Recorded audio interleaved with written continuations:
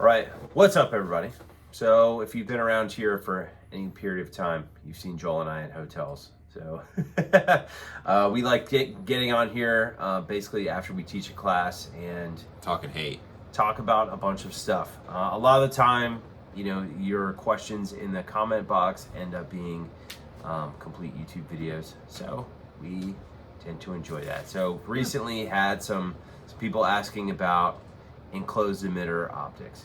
I think it's always a topic that people are talking about, like, hey, which one should I get? Which one should I not get? Mm-hmm. And I think, you know, the easiest thing to talk about, like right off the bat, is like which one you should not get, in my opinion. And this may surprise some, but like the Aimpoint Acro is hands down the most broken optic I have seen in classes. I'm not saying this with any sort of emotion or anything like that. I'm just like, this is a fact at this point. I've seen glass fall out of the front of these things.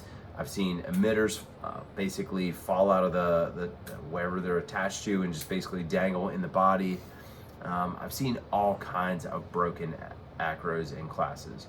So like that particular one, I do not recommend. Now, people have told me like, oh, it was a certain batch where like the glass was falling out.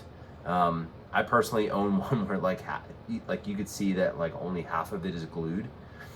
I don't do a whole lot with that optic just because it's like I know this thing is going to break and it's going to irritate me. So I don't know if it was just a specific batch of, you know, acros that they put together that just like wasn't good to go, or the QC really wasn't there, but that's definitely happening on a bunch of them. I also think too, like for the size of the body of the Acro in comparison to the size of the window, like it just doesn't really make sense, at least in terms of shooting, right? And I say that because it's like it has the tiniest window and a massive footprint on the gun. It's like it's just too much for me. What do you think? Do you like those things? No, I mean, well, I want to talk about quickly, like the difference between an open and closed emitter. Okay. And then, yeah, we could talk about how much real estate. So, open emitter is something we use a fair bit. A lot. A lot. So what makes it an open emitter? The fact that the emitter, this little, I'll be really technical, the little gizmo in the back here, that's what casts the dot onto the lens. Like the bat signal. Like the bat signal. The source of the bat signal back here is not protected. So I could right now dump some material, put snow in it, mud, rain, whatever. It could get in there that could influence the ability for that emitter to cast the dot on that lens. So now this is a closed emitter. What's the difference? Yes, this is an enclosed emitter. So you more or less have two pieces of glass. So you have one in the front and one in the back, and the emitter is within or in between these two pieces of glass. So it's enclosed. Some of the pros to this, like if you have this thing in the rain, like you cannot get, you know, a raindrop on your emitter. Some people I've heard say that like they've never had that happen. Almost every single time it rains and I'm shooting, that happens to me. Like a raindrop hits the emitter and you see like 10 dots on the glass. It's like I can't, like you can't figure out which dot is which, right? Sure. Shoot at the man in the middle. That's what I say. But yeah, like with this one, like totally fine in the rain. So some people really like the idea on of paper, having an enclosed emitter. On paper, this sounds better. Sure, because if you were in a gunfight and you were, what was that? What did they used to say in like the Magpul DVDs and stuff? If you're like sweaty, muddy, or bloody. Yeah. You're like, damn, that's a hell of a day at the range, you know? If you're sweaty, muddy, or bloody, like this thing will be just fine. From what? A Coast Guard, what's the other guy? He's a doctor. Oh, he's a doctor? A Coast Guard, a doctor, and a wannabe? I don't know. Anyway, yeah, they're whatever. Anyway. So anyway, yeah, on paper, this kind of makes sense because you couldn't really have anything affect your ability to shoot it. Right. Honestly, on paper, that makes the most sense. Yes. This particular one, I would say like this is hands down my favorite enclosed emitter currently. This one is the Holosun 509? 509T. 509T. The So T is for titanium. titanium. Yes, I like that. This one is, I think the window is like a respectable size. Like it's decent. I would use, well, I do use these things. I have like 3 of them. I would say totally one more time, Nick. I would say what again? I would be okay with like putting this on a gun and shooting USPSA. I think it would be fine for that. Duty use, I think that would be fine for that as well. Like I've been to departments where they have these on, you know, their duty guns, or I've even seen these things on less than lethal 40 mics. So totally fine. What about the difference in like window? It's like if you put these things next to each other, clearly this is a 507 comp Closer compared to the 509T. The window on this one's definitely bigger. So Yeah. is that the deciding factor for you why you wouldn't use that thing all the time? Because I don't think really any of the enclosed emitters have windows as big as what you see like on some of the like I'll call it competition red dots. Yeah, I mean, honestly, I think it's like for different use. You know, like if you were going to go shoot competition, I think this one in particular would be really, really great. Like the 507 comp, you know, just because it's nice and tall. This thing makes shooting really, really easy. Like the taller the dot, the easier it is. The taller the dot, the easier the shot. That's what they say. I've heard that said anyway. I don't know that I have. I just made it up and it seemed like it rhymed. Yeah, but like the bigger the window is going to be a little bit easier to shoot. The smaller the window, the more precise you have to be with your index. So like, in other words, when you draw the gun and lift it up to your eye target line, it's like your index has to be spot on with a little bit smaller dot. I've never found this to be an issue with this particular one at all.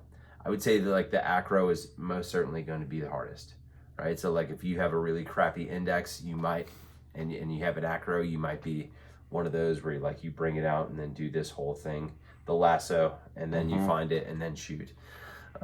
Just because the window is super freaking tiny. Yeah, I agree. So yeah, I mean, to mirror what you're saying or echo, I've had several, honestly, any dots that fail in class have been closed emitters. I rarely have open emitter dots fail in class. True. It really is. When they do, for me personally, it's either been, honestly, I don't think I've ever had a Holosun of anything fail in class, but I've had, if it's going to fail, it will be either the Steiner closed emitter one or the Acro. Yeah. Are the 2 ones that I've had like fail in class. There was actually a week. Yeah, same here, I would say. There was a week where I was with Special Forces guys and we shot, it was like 40,000 pistol rounds in 4 days. And the only, just for like a handful of guys, and the only optics that gave up during that time were those 2. Everyone else had a mix of like Delta Point Pro, SRO, some Holosuns, kind of some personal guns also, as well as like work guns. Sure. And it was pretty hot ammo, and nothing gave up other than the Acro. There was an issue with like the glass, the lens, and fogging, and it was just kind of like non-usable. And then the Steiner had an issue with the battery compartment where it stopped illuminating, took the lid off, and we took the battery cap off. There was stuff inside that just, like, we had to find the pieces that fell on the ground just from taking the battery cap off. Stuff inside came loose or broke. So yeah. Anyway, same here, man. Like those are the ones that I see breaking. I don't think I've ever seen one of these, the Holosun 509Ts break. I've actually never broken one of these, which to me is pretty impressive because I've broken almost every optic. So they're very, very durable. I'm sure someone will comment like, I broke mine. I'm not saying that you can't break them. But what I am saying is I think there's less likelihood of one of these breaking over something like an Acro. Everything breaks at the end of the day. It's like how fast is it going to break? True. Those is what I look at. To give people a little bit behind the scenes, this just happens to be my setup. The reason I chose this was because I have a bunch of open emitter dots. I didn't have anything closed emitter, So I thought, it's a 4-inch PDP. I want something, different, something I hadn't messed with before. So I wanted a closed emitter just to mess around with. I looked at the options. Holosun made the most sense, just due, being honest, price point, and kind of track record with the company. So I knew if I bought Holosun, it would be reliable, which turns out it was, and it was the most attractive price point. The other stuff was way more money. So that was why I went with this one. There's a couple different models of this. There's this, the 509, is a tick taller. So, spoiler alert, from the beginning, I planned on putting a can on it, and I wanted one that I would be able to see over the top of the suppressor. I don't know, we'll point it between us for safety's sake. You're not gonna get a good angle. But I wanted one that would be as tall as I could to still see the dot and look through the window. I didn't want the suppressor to occlude the dot, basically. So that was why I chose this one. The other model that they make that's pretty popular is called EPS, and the glass is maybe a tick clearer than this one. This one has a little bit of a turquoise-ish hue, kind of like the SRO does. Dude, here's the people get wrapped up around that type of stuff, and it's like they'll get it, take it out of the box, and they're like, this damn thing has a blue tint, and I don't like it. And then you buy a clear one, and then you put tinted iPro on when you go shoot. Like, it is not an issue, dude. Like, I don't notice that thing being blue at all while I'm shooting. It's like I see a red dot streaking wherever I'm looking. Like, that's what I'm looking for. Yeah, true. It's not an issue, in my opinion. But for me, I wanted a little bit taller dot. The EPS is just a tick shorter than this. This one has, like I said, a little bit of that like bluish or turquoise hue to it. Otherwise, the EPS does not have that. It's a little bit clearer. I think either one's fine. I've got both dots, but the reason I wanted this one was just the height, because I wanted to look cool like James Bond, so I wanted the taller sight. Mission accomplished. Doy. No, then we're like walking around the hotel waving this thing around. Yeah. All right. You said pointing at sovereign citizens. So yeah, in terms of what we would recommend, I think Holosun, good choice. I think the Trijicon SRO, good choice. Some people always ask about like the newer Trijicons, like the RCR, I think they call it. RCR. I've never tried. Used it yet. Honestly, I'm not interested. Right, and I'm not interested because it's like that thing is $700 or $800, and it doesn't do anything different outside of what the other things do. The one has a really crazy attachment method, like the enclosed one, with the screws on the side that you have. I've heard that does not work, but dude, man, I don't want to mess with those things. It's not interesting to me at all. Stuff like this, like the 507 comp, like this one, very interesting to me. Some of the Vortex things, the Vortex XLs, like I've been using the one with the green dot, that stuff interests me, but I'm not really interested in some of those other ones. But Holosuns, the Trijicon SRO, even the RMR, tried and true RMR, like totally fine. What else would you recommend? Honestly, probably for the most. All right, here's my 2 cents.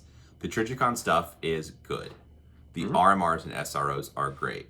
In my opinion, the Holosun stuff or the Vortex stuff is like pretty good to go. No quality concerns for less money.